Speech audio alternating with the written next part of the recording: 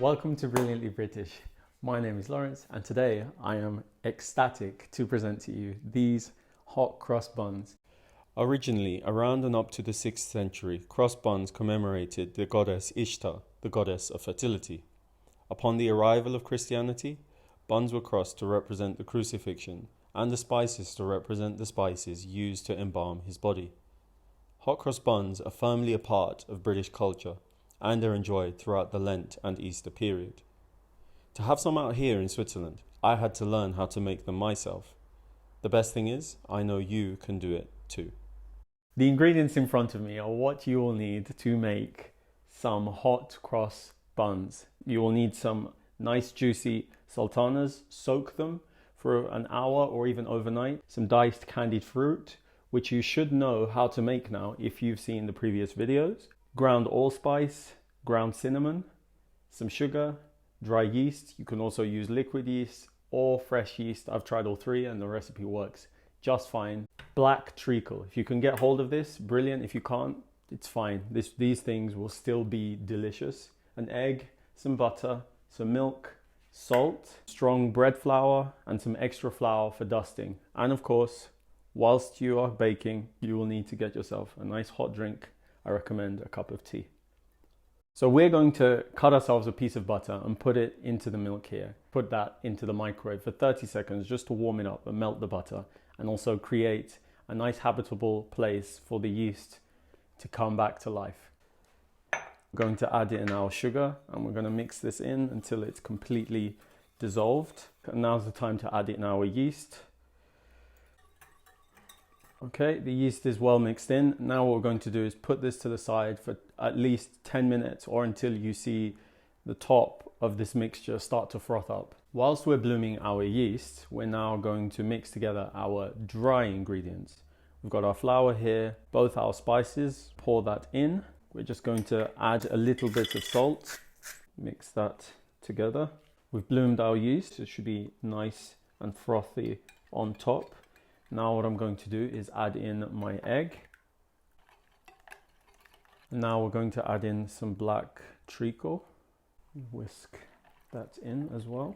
Now we're going to add our wet ingredients to our dry gradually. Because I don't have a mixer, the best way to do this is by using the end of a wooden spoon. Just pour the ingredients in gradually. Mix until it forms a shaggy dough and then turn out onto a lightly dusted surface before kneading for 10 minutes and then forming into a smooth ball. You'll know the dough is ready when it springs back after being poked. After that, brush the dough and the bowl with oil, cover, and then place in a nice warm environment, allowing it to double in size. In my case, I put it in my oven with just the light switched on. So this is our leavened dough. And now we're going to take this out of the bowl and lay this out. Turn out your dough onto a lightly floured surface, stretch out into a square or a rough rectangle and deflate ever so slightly before scattering your fruit out on top and then folding into the dough. To start the folding process, fold from the outside in continuously for a minute or so. Weigh the dough before dividing into equal portions. In my case, mine were 50 grams.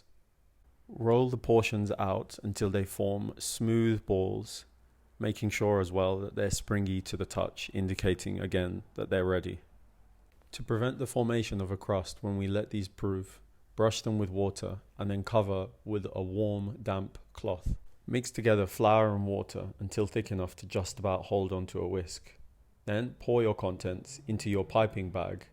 Once your buns have doubled in size, preheat your oven before egg washing and then piping. To start piping, cut off about 2 millimeters off of the corner of your bag. Bake your buns for 20 minutes before allowing them to cool on a wire rack.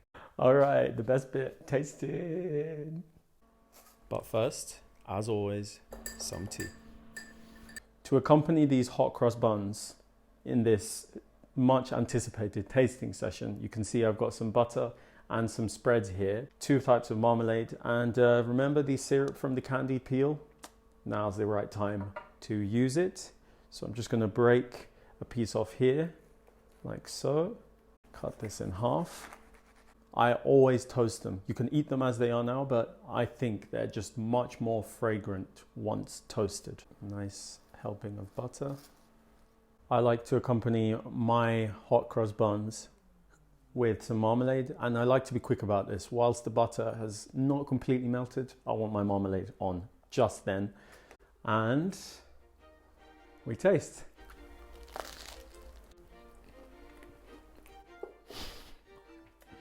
Yes. Yes. Oh, this is better than in the shops. It's not even as good as it can be. I'll show you how it can be better.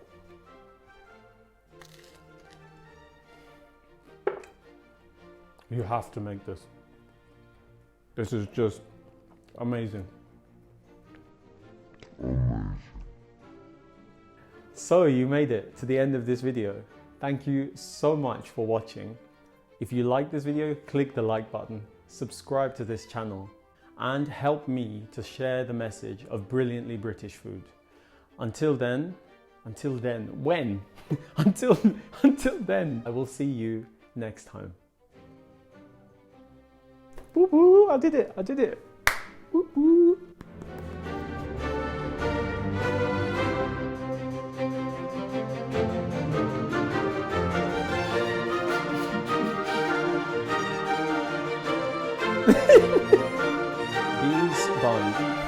These buns